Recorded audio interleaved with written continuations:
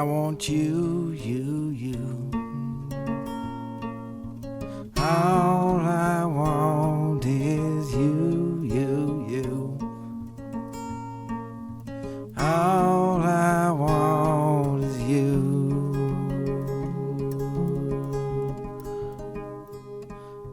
Give you stars above. Well, Aaron and I met through Match.com because we are both the type of people who don't like to go out to the bars and try to pick people up and flirt and stuff like that. So I decided to go and try Match.com, and then was flipping through profiles one day and saw his, and I had this sudden burst of excitement because I knew that he was the one. So I emailed him. So imagine my surprise when I get an email from a girl that I hadn't emailed. So that was a shocker. So I said, something about this girl has to be cool. She's forward enough to email me.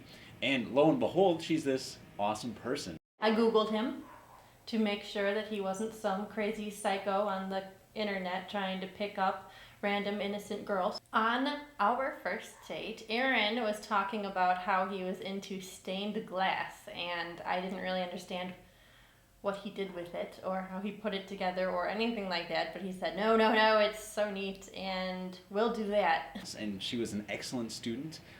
She learned really quickly, and we made something really beautiful together in that first hour that we had known each other. We went out to dinner to the Flat Top Grill, which is a make-your-own stir-fry place, and I had never done that before either. So it was just this whole new experience for our first date. And going back to the house, you never know what to say. Do you hug? Do you try and kiss? Do you invite them inside? I wanted to show her my interest, so I invited her to watch a movie. I was still living with my parents at the time. It was like 10 o'clock on a school night, and I had to say no. I was like, okay. But she just gave me the hug. No, we did not kiss on the first date. I don't do that. I think it was even later that week we had gone. I went to her house for dinner. She made me a lovely dinner. And I just remember hanging out, just sitting on the floor, sitting on the couch. It was the winter. She had radiant heating, so we were sitting on the ground a lot, trying to stay warm. And again, we just were very comfortable with each other, and things kind of progressed from there. And then the day after that, I got a cold. And I was like, oh, darn it, I have a cold. And then it got worse, and it got worse, and it got worse. And so I went to the doctor, who said I had pneumonia. And I was like, crap, I'm never gonna see this guy again. He came over and he brought me ice cream, and he brought me magazines, and he brought me movies to watch.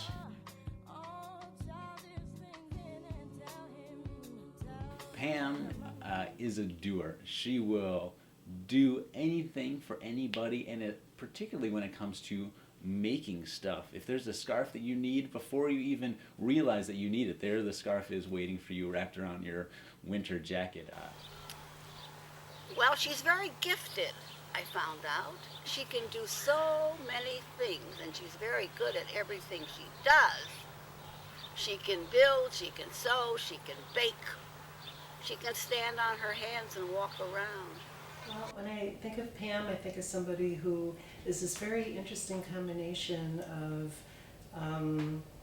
rationality and fancy. On one hand, she's very organized and likes to, do things in a certain way and get things done. But then she'll have this flair for how she dresses, for example, so cute, and putting together all these interesting things. So. Absolutely, Aaron is the type of guy Pam was going to end up with. Tammy is so unique. Wouldn't you agree? Tammy's very unique. With the personality that's not too dull, not too wild, a little geeky, but that's okay. No! It's very creative. And that's Aaron. I don't find him. Yeah, they're geeky. Okay. But that's a good thing. So in March, 2 months after we started to go out, one of my friends had a tattoo party, and so I went and got a tattoo. I won't tell you where. And Aaron came with, and I tried to get him to get a tattoo, but he's too straight-laced, and he said, no.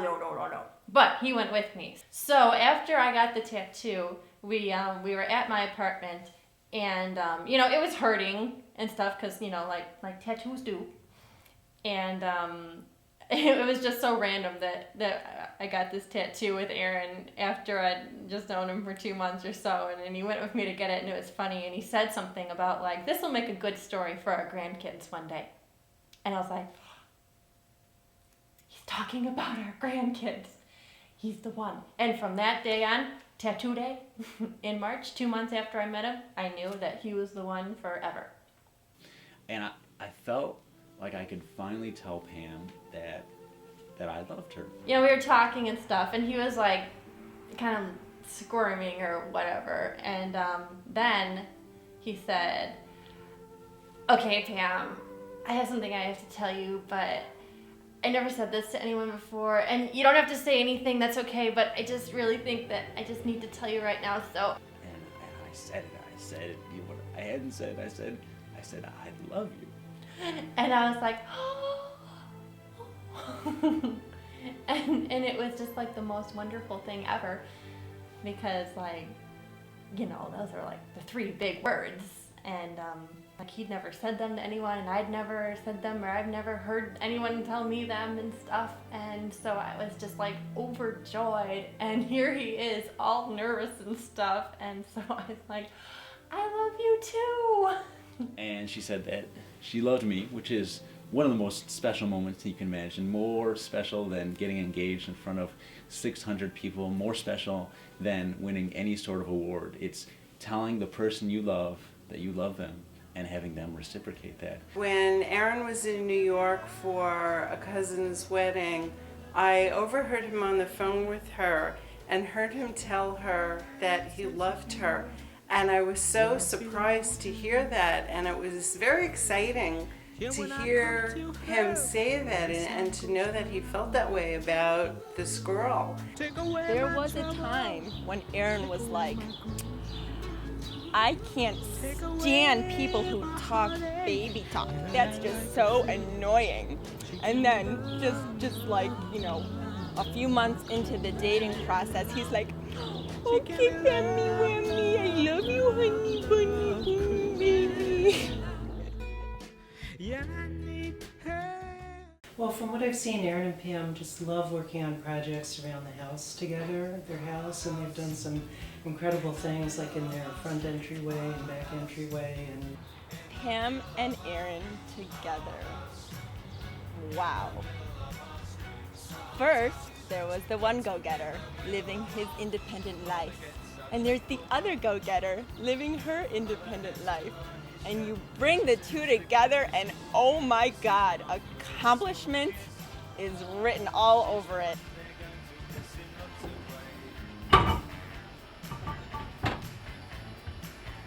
Yay!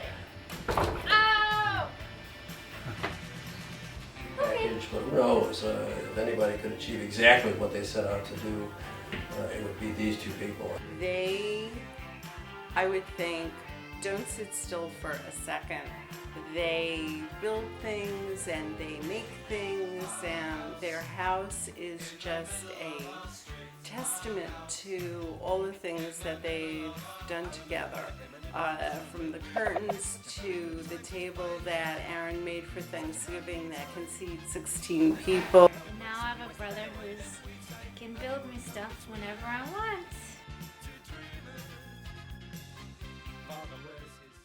One thing I've been introduced to by way of Pam and her family is a certain love of games.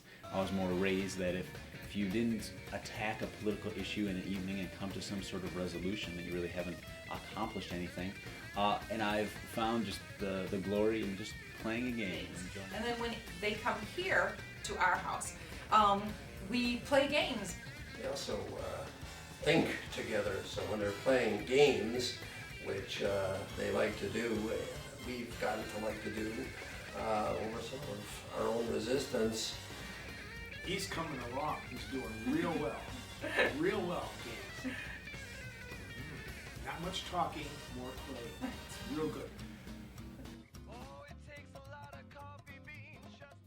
I wouldn't say Pam talks to herself per se, but what she does is she's always sing-songing along in her day. You know, she'll be making pasta and she'll say, put in the spice and then the tomato and then we have some pasta. And there's her song for the night. So she's singing some pasta song that she just made up. And she just kind of bounces through the day, sing-songing, things like that. And now I found that I tend to sing-song myself. Certainly easier than having someone overhear you talk to yourself. But I quite enjoy it myself, you know, putting the drill into the hole and making the cabinet. Here you go, little flowers, have some water, don't die on me now. He doesn't use the vacuum cleaner, he doesn't use the dust buster, he uses his shop vac to vacuum. So, and he will use this thing, it's just this big long hose with a huge shop vac attached to it, and he will clean out the toaster, he'll clean out the microwave, he'll clean out the stove, anything that has crumbs, he'll use the shop vac on it, and it just looks very funny to see that in the kitchen. So it's terrific, and I think they're going to have just such a wonderful life together. It's really very heartwarming for the family to see Aaron so happy with somebody. And they look good together. Don't you think they look good together? Yes, they do. They do.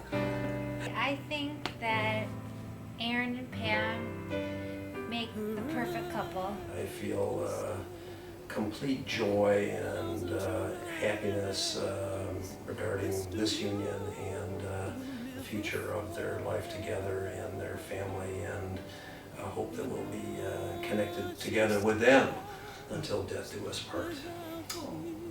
They're truly a pair made in heaven.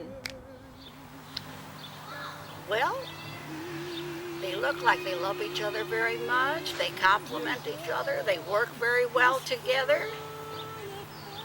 They seem to agree. I think that's gonna work. When I was born, they looked at me and said, what a good boy, what a smart boy, what a strong boy. When you were born, they looked at you and said, what a good girl, what a smart girl.